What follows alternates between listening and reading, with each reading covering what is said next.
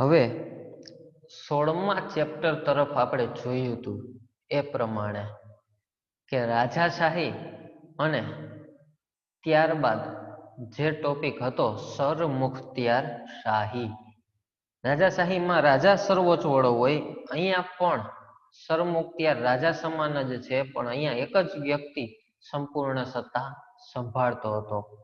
પણ એનું આપણે આયુષ્ય જોયેલું હતું કે અલ્પજીવી, અલ્પ એટલે ટૂંકું હોય, બહુ લાંબુ ખેંચે નહીં. ક્યાંક કોક ભાગ્યશાળી હોય કિમ જોન જેવો કે એની પેઢી દર પેઢી ચાલી આવે, પરંતુ એના બંધનો છે એટલા માટે. બાકી તો પબ્લિક પણ ભાઈ એના ત્રાસમાંથી જ છૂટવા માગતી હોય. હવે જે આપણે ટોપિક ઉપર ચર્ચા કરવાના છીએ એ છે સામ્યવાદ. કે સમકાલીન વિશ્વની શાસન વ્યવસ્થામાં સામ્યવાદી સૌથી છેલ્લો આવ્યો છે. કે ભાઈ જ્યારે આઝાદીની ટૂંકમાં કહીએ તો ચળવળ ચાલતી હતી, બરોબર, તો ત્યાં સૌથી હોટ ફેવરિટ કહી શકાય તો એ છે લોકશાહી. રાજાશાહીનો પણ સ્વીકાર લોકોએ કર્યો નથી, કારણ કે આ તો એનું એ થઈ જાય કે માનો કે રાજા નિરંકુશ થાય તો કેવું કોને, પ્રજા કોની પાસે જાય? ઓલું કહે ને આપણે ગુજરાતીમાં કહેવત છે કે રક્ષક જ ભક્ષક બને, વાળ જ ચીભડા ગળી જાય તો પછી ખાવું શું? અથવા તો ફરિયાદ કોને કરવી? કારણ કે રાજા સામું તો થઈ ન શકાય. હવે એમાંથી જ એક બીજી જ ઉદ્ભવના થઈ જે રશિયાની અંદર થઈ, એ છે સામ્યવાદ. અને આ વિચાર સર્વપ્રથમ કોઈને આવ્યો હોય તો વ્યક્તિનું નામ છે કાર્લ માર્ક્સની વિચારસરણી.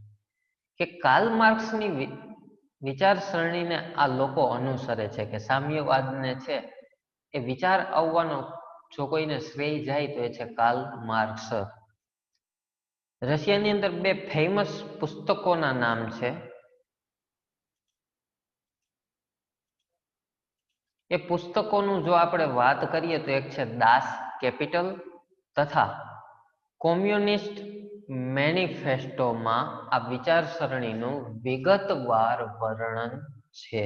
કે ભાઈ કાર્લ માર્ક્સની જે કંઈ પણ વિચારસરણી છે એ આ બે પુસ્તકોની અંદર એનું સંપૂર્ણ વિગતવાર વર્ણન કરવામાં આવ્યું છે, જેના નામ છે દાસ કેપિટલ અને કોમ્યુનિસ્ટ મેનિફેસ્ટો. એક રીતે જોઈએ કોમ્યુનિસ્ટ પાર્ટી પણ હતી, જેમ આપણે ભારતમાં બીજેપી, કોંગ્રેસ, અપક્ષ, આવું. અને રાજકીય, સામાજિક અને ખાસ કરીને આર્થિક ક્ષેત્રે સમાનતાના સિદ્ધાંતે આ વિચારસરણી કાર્ય કરે છે. કે ભાઈ સમાનતા હોવી જોઈએ, ચાહે રાજકીય લેવલે હોય, સમાજની અંદર હોય, કે પછી ઉદ્યોગ ધંધા એટલે કે આર્થિક ક્ષેત્રે હોય. હવે આપણે જોઈ શકીએ કે ભાઈ લોકશાહીની અંદર શું છે કે અહીંયા ભેદભાવ બહુ જોવા મળે છે, ખાસ કરીને આવકની અંદર. કે ભાઈ કોઈ મજૂર છે એ આખો દિવસ મજૂરી કરે છે, ત્યારે માંડ એને 300 કે 500 રૂપિયાનું વેતન પ્રાપ્ત થાય છે. અને જેટલા દિવસ એ નવરો બેસે છે એટલા દિવસ તો એને રોજગારી પણ મળતી નથી. તો અહીંયા બેરોજગારીનો પ્રશ્ન બહુ વિકટ થઈ જાય છે. જ્યારે સામ્યવાદમાં શું છે કે ભાઈ પહેલી પ્રાયોરિટી પાયાના જે લોકો છે અથવા તો નિમ્ન કક્ષાના છે, જે રોજબરોજ પોતાનું જીવન નિર્વાહનો ખર્ચ છે, ગુજરાન છે, ચલાવે છે, તો ગવર્મેન્ટ તરફથી અમુક પ્રકારનું એને સહાયતા પ્રાપ્ત થવી જ જોઈએ. જેમ કે ભારતની અંદર છે કે મહિને આપણે બીપીએલ કાર્ડ ધારકોને રાશન આપીએ છીએ, એ પ્રમાણે જ એ લોકો આર્થિક રીતે સહાયતા કરતા હોય. પણ આવકનો સ્ત્રોત શું અથવા તો આવક શું એ લોકોની? કે ભાઈ આવક તો એ નવરા બેસશે તો કંઈ નથી. આપણે આપણી જ વાત કરીએ તો અત્યારે ભારતની અંદર કેટલા બેરોજગારો છે, તો સામે રશિયામાં પ્રશ્નાર્થ ચિહ્ન. અને બંને દેશ તરફથી લોકશાહી અને સામ્યવાદમાં કેટલો ન્યાય તળના લોકોને મળે છે એ મહત્વપૂર્ણ છે. એટલે અહીંયા એમ કાર્લ માર્ક્સની વિચારસરણીએ કીધું છે કે ભાઈ દરેક ક્ષેત્રે સમાનતા હોવી જોઈએ, કે કોઈ નીચું નથી ને કોઈ ઉચ્ચ નથી. ચાહે રાજકીય લેવલે હોય, બધાને નિયમ એક સરખા લાગુ પડવા જોઈએ. આપણા સંવિધાનમાં છે ભારતના, પણ શું હકીકતમાં પાલન થાય છે ખરું? શું આપણે રાજકીય લેવલે, સામાજિક લેવલે કે આર્થિક લેવલે સમાન છીએ? દરેકની આવકમાં બહુ ઝાઝો તફાવત છે. કોઈ નોકરિયાત વર્ગ છે, ડિગ્રી મેળવેલો વ્યક્તિ છે, એ છાંયે બેસી અને ઘણી ખરી આવક પ્રાપ્ત કરે છે, જ્યારે કોઈ સામે મજૂર કે ગરીબ વર્ગનો વ્યક્તિ છે, કાં તો બેરોજગાર રહે છે, ભૂખો રહે છે, અથવા તો એને યોગ્ય આવક પ્રાપ્ત થતી નથી, કે જે એને નિશ્ચિત છે ને મળવી જોઈએ, કે જેથી કરીને પોતાના પરિવારનો જીવન નિર્વાહ ચાલ્યો રહે. એટલે ફર્સ્ટ પ્રાયોરિટી આપવામાં આવી હોય તો એ છે સમાનતાની, સામ્યવાદની અંદર. કાર્લ માર્ક્સની વિચારસરણીને અનુરૂપ કામદારોને સામાજિક ન્યાય અને પ્રાધાન્ય આપવામાં આવ્યું. નહીતર શું હતું કે જ્યારે જાર શાસકો હતા ત્યારે સૌથી વધારે અવગણના કરવામાં આવી તો એ છે કામદારોની. એને યોગ્ય ન્યાય ન મળતો. સંપૂર્ણ શોષણ જાર શાસકોએ અહીંયા કરેલું હતું. આપણે એ પણ અભ્યાસ કરશું, પણ ફર્સ્ટ પ્રાયોરિટી આપણે આપણા સિલેબસને થોડીક આપી દઈએ.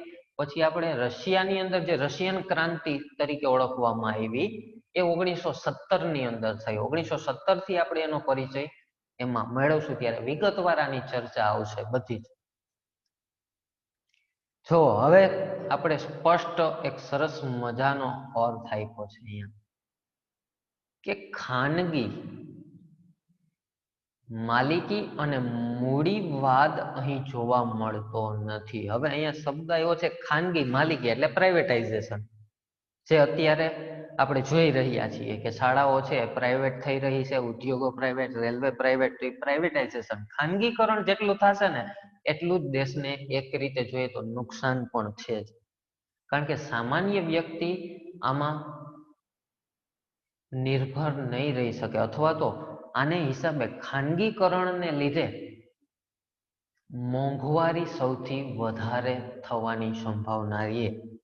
એની જગ્યાએ જાહેર માલિકી હોય તો, મીન્સ કે સરકારનો હક હોય તો, સરકાર જે નિશ્ચિત કરે એ પ્રમાણે દેશમાં સંચાલન થાય.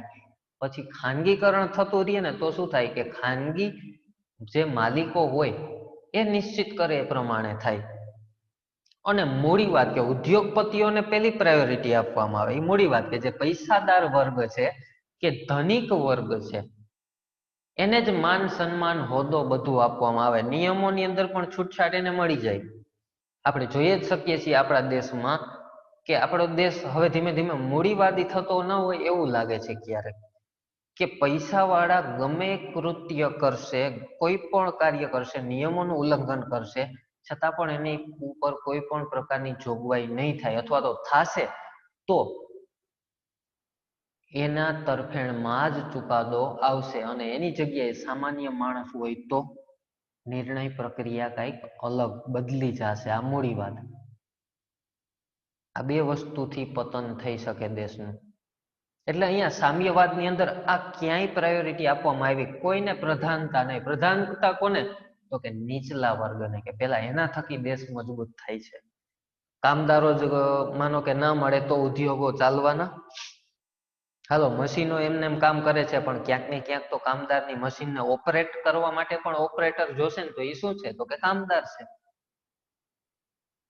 એટલે સામ્યવાદી વિચારસરણીની અંદર ખાનગીકરણ જે કંઈ પણ હતું એને અહીંયા પ્રાયોરિટી આપવામાં આવી નથી.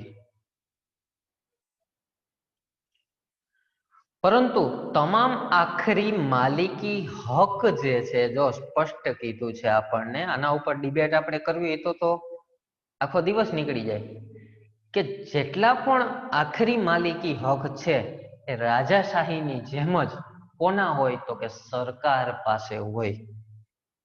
સરકાર જે નિશ્ચિત કરે છે એ જ અહીંયા સર્વસ્વ રહેશે. સરકાર કોના તરફેણમાં ચુકાદો કરશે? તો કે એના જે બંધારણ અનુસાર છે, કે એના નિમ્ન કક્ષાના વર્ગોને આગળ લાવવાનો પ્રયાસ થાય છે, એના ઉપર જ સંપૂર્ણ દેખરેખ રાખશે. કારણ કે એના થકી તો ઉદ્યોગો, ધંધા, ખેતીવાડી, રોજગારી બધું ધમધમે છે. અને એનું જ જો શોષણ થાય તો પછી એ દેશનો કઈ અર્થ રહે નહીં. આ સામ્યવાદ. વિશ્વમાં વિચારસરણી મુજબ પહેલી ક્રાંતિ ક્યાં થઈ હતી? તો કે રશિયાની અંદર થયેલી હતી. અને સાલ કઈ? મેં તમને કીધું 1917 પ્રથમ વિશ્વયુદ્ધ જ્યારે ચાલતું હતું. તમે ક્યાંક સાંભળેલું હશે કે પ્રથમ વિશ્વયુદ્ધની અંદર રશિયા છે એ ખસી ગયું હતું. શું કામ? કે રશિયાની અંદર આ ક્રાંતિ, રશિયન ક્રાંતિ તરીકે જેને ઓળખવામાં આવે, એ ઝાર રાજાઓ વિરુદ્ધ 1917 થઈ હતી. શું કામ થઈ હતી? તો કે અહીં નિરંકુશ આપ ખુદ ઝાર રાજાશાહીને હટાવીને લેનિનના કામદારો જે છે, લેનિન પણ એક કાર્લ માર્ક્સની વિચારસરણીને અનુસરવા વાળો વ્યક્તિ, રાજકીય લેવલે લેનિન હતું એનું નામ. કે ભાઈ ઝાર શાસક આપ ખુદ હતા કે જે સંપૂર્ણ લોકોનું શોષણ કરવાનું જ કાર્ય એમણે કર્યું. બરોબર. અને એમાં સંપૂર્ણ શોષણ અહીંયા કામદારોનું થયું. કોના દ્વારા? તો કે ઝાર રાજાઓ દ્વારા, કે જે સંપૂર્ણ આપ ખુદ હતા, પોતાનું ભલું થાય એ જ ઈચ્છતા, પબ્લિકનું જે થવું હોય. તો એ આપ ખુદ જે ઝાર રાજાઓ હતા એને હટાવી અને લેનિને છે એક કામદારોનો પક્ષ વાળી એક સરકારની રચના કરી, જે આકર્ષક પ્રભુત્વ વાળી સરકારની સ્થાપના કરી. એક પક્ષનું શાસન સ્થાપવામાં આવ્યું કે રશિયાની અંદર પ્રથમ ક્રાંતિ જે થઈ એ આ કામદારોની બનેલી આખે આખી યુનિટી હતી. શું ન કરી શકીએ? કામદારો જો એ કરી શકતા હોય તો આપણે તો એજ્યુકેશન મેળવીએ છીએ, આગળ જતા મેળવશું, તો શું સિદ્ધ ન થઈ શકે? બસ યુનિયન હોવું જોઈએ. એક યુનિયનની શરૂઆત કરશું. ભારત દેશની અંદર પણ જ્યારે અંગ્રેજી હુકુમત હતી તો એક યુનિયન બન્યું. ઘણા ક્રાંતિવીરોએ પોતાનું બલિદાન આપ્યું. ત્યારે તમે ને હું આજે આઝાદીની શ્વાસ લઈએ છીએ. નહીતર જો એ લોકો જ આગળ ન આવ્યા હોત તો કદાચ તમે અને હું હજી આપણે ક્યાંક અંગ્રેજનું ઝાડુ પોછા લગાવતા હોત, ઠામ વિછરતા હોત, એમ કરતા હોત. એટલે એક પક્ષનું જે કામદારવાળી સરકાર હતી લેનિનની, એ શાસન સ્થાપવામાં આવ્યું. સામ્યવાદની વિચારસરણીને લાગુ કરવામાં આવી, પરંતુ મહદ અંશે આ વિચારસરણી નિષ્ફળ જતા લેનિને નવી આર્થિક નીતિ અપનાવવાની ફરજ પડી. કે ભાઈ જે સરકાર હતી એને પહેલી જ પ્રાયોરિટી કોને આપી? કે નિમ્ન કક્ષાને. ભલે આપી, એની સાથે કોઈ વાંધો નથી, પણ સાથે સાથે અન્યને નુકસાન પણ ન થાય એની પણ કાળજી રાખવી પડે. તો અહીંયા એ ન રખાતા થોડુંક નિષ્ફળતા પ્રાપ્ત થઈ તો લેનિન છે ફરી પાછી નવી આર્થિક નીતિઓ ઘડવા લાગી. જેમ ભારતની અંદર પંચવર્ષીય યોજનાઓ અમલમાં આવી, એનો શ્રેય પણ રશિયાને જ જાય છે. કે પંચવર્ષીય યોજનાનો ખ્યાલ છે એ પણ રશિયા ઉપરથી જ આપણે લીધેલો છે. અને આવી આર્થિક નીતિ અપનાવી અને સોવિયત સંઘે અભૂતપૂર્વ વિકાસ કરી વિશ્વની મહાસત્તા પણ બન્યું. કે ભાઈ આપણે તો 1857 થી લડીએ છીએ, બરોબર ને, આપણો પ્રથમ સ્વાતંત્ર્ય સંગ્રામ. જ્યારે રશિયા તો 1917 ક્રાંતિમાં આવ્યું, છતાં પણ વિશ્વની મહાસત્તા બન્યો. પણ ભારત કેમ નહીં? પ્રશ્નાર્થ ચિહ્ન અહીંયા એ છે.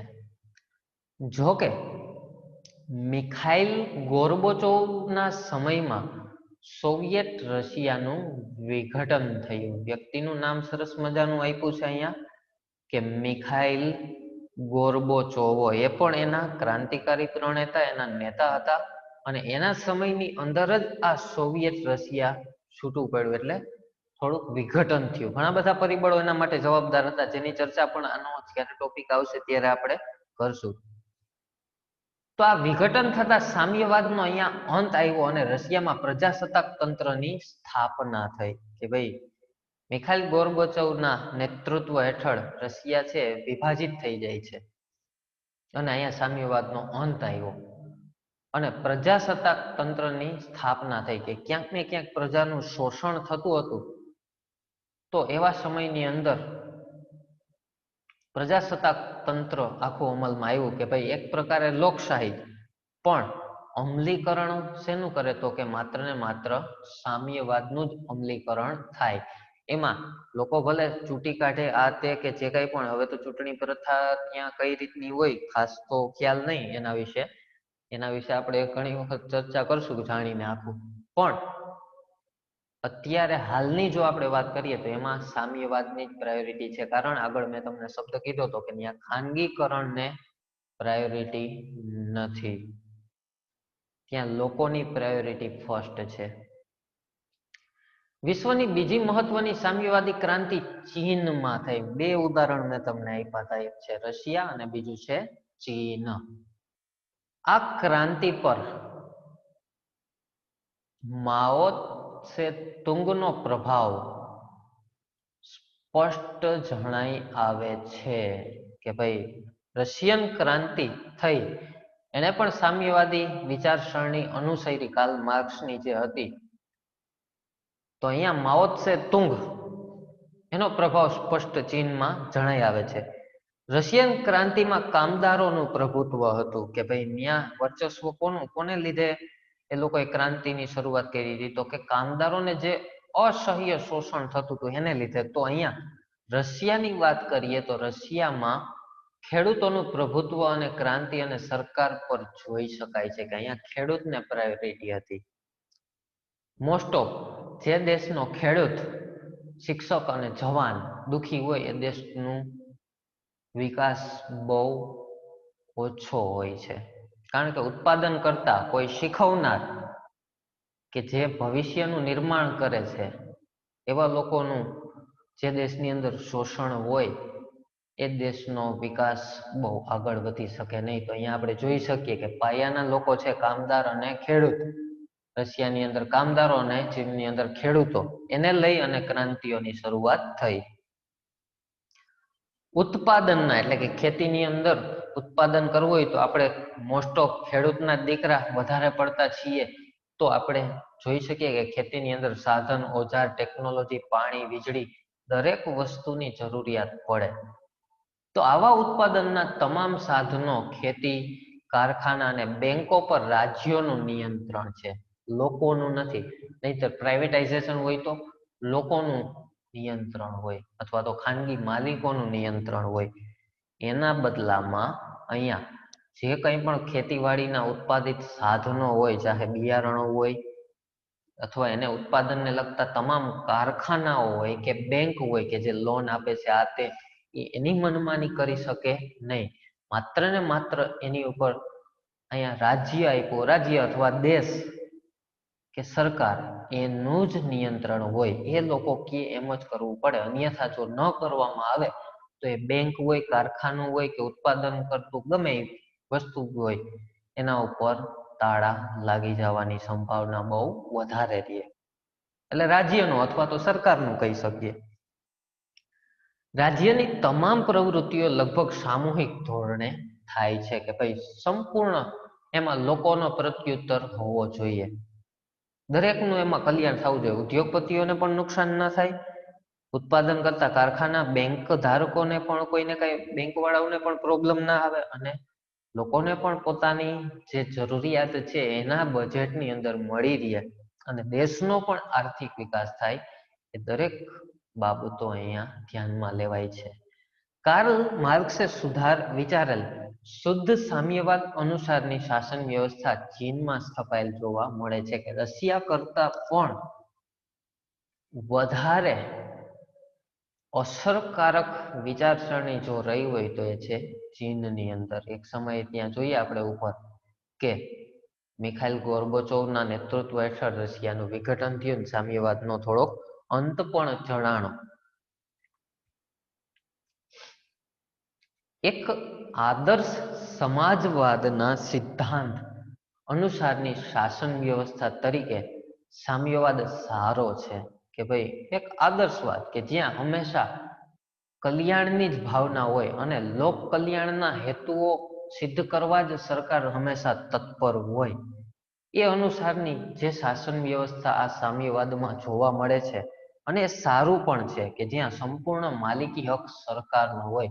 પણ આપણે કહીએ એમ એક સિક્કાની બે બાજુ હંમેશા હોય જ છે. પરંતુ જો અહીંયા સ્પષ્ટ આપ્યું અપવાદમાં કે ક્યારેક સરમુખત્યારશાહી પણ સામ્યવાદના ઓઠા હેઠળ સ્થપાતી હોય છે. હવે તમે ઓઠા હેઠળ એટલે એના નેતૃત્વ હેઠળ. હવે અહીંયા શબ્દ એવો આપ્યો કે સરમુખત્યારશાહી પણ સામ્યવાદના નેતૃત્વ હેઠળ સ્થપાતી હોય છે. હવે એ કઈ રીતે? તો કે હવે પહેલા તો સરકાર મોટી મોટી ફેંકી દે શાસનમાં આવવું હોય એટલા માટે, બરોબર. ભારતની અંદર આ સૌથી વધારે બને છે. ઘણા ખરા વાયદા થાય, રોડ, રસ્તા, પાણી, વીજળી, શિક્ષણ, આરોગ્ય, તબીબી સેવાઓ ગવર્મેન્ટ તરફથી બહુ સરસ મજાની મળે એવા વાયદા કરવામાં આવે. પણ જ્યારે શાસન ઉપર આવે કોઈ પણ પક્ષ અને જે વાયદા કર્યા હોય એમાંથી એક પણ થાય નહીં, અથવા તો શરૂઆતના દેખાવા માટે થઈ અને થાય અને પછીથી પોતે સરમુખત્યારશાહી જેવું વલણ અપનાવી લે છે કે હવે તો અમારી સંપૂર્ણ સરકાર છે અને અમે જે ધારીએ એ કરી શકીએ છીએ. આવા વિચાર સામ્યવાદની અંદર પણ ક્યારેક ક્યારેક જોવા મળે. જોકે લોકશાહીની અંદર પણ આવી વસ્તુઓ ક્યાંક જોવા મળે કે ક્યાંક વાયદા પૂરા થવાના નથી. એના માટે પણ ઘણા બધા કારણો જવાબદાર હોય કે ભાઈ સરકારી ઇન્કમ ઓછી હોય, આવક જાવક બેયનું તાળામેળ ન થતો હોય, ક્યારેક આવક કરતા જાવક કે ખર્ચ છે વધી જતા હોય, ક્યાંક ભ્રષ્ટાચાર, વસ્તી વધારો, ગરીબી, બેરોજગારી, ઘણા બધા ખરા પ્રશ્નો છે એ એની સમક્ષ ઉદ્ભવતા હોય. એના માટે જો અભ્યાસ કરવો હોય તો આપણે સંપૂર્ણ અર્થશાસ્ત્રને સમજવું પડે. પણ કહેવાનો મિનિંગ કે સામ્યવાદની અંદર પણ ક્યાંક ક્યાંક સરમુખત્યારશાહીનો ઉદ્ભવ થઈ જાય છે. ક્યારેક કોઈ નેતા કે કોઈ પક્ષ એવો મજબૂત આવી જાય, અથવા સાદી ભાષાની અંદર કહીએ તો મગજનો ફરેલો કિમ જોન જેવો કોઈ વ્યક્તિ જો શાસનની અંદર આવી જાય તો વિકાસની જગ્યાએ પતન થવું નિશ્ચિત બને છે. તો આ હતી આપણી સામ્યવાદી વિચારસરણી. હવે જેનો પરિચય મેળવશું, જેને આખા વિશ્વએ મોસ્ટ ઓફ દેશોએ વધાવેલી છે, એ છે લોકશાહી. જેના વિશેનો પરિચય આપણે નેક્સ્ટ વિડીયો લેક્ચરની અંદર મેળવશું.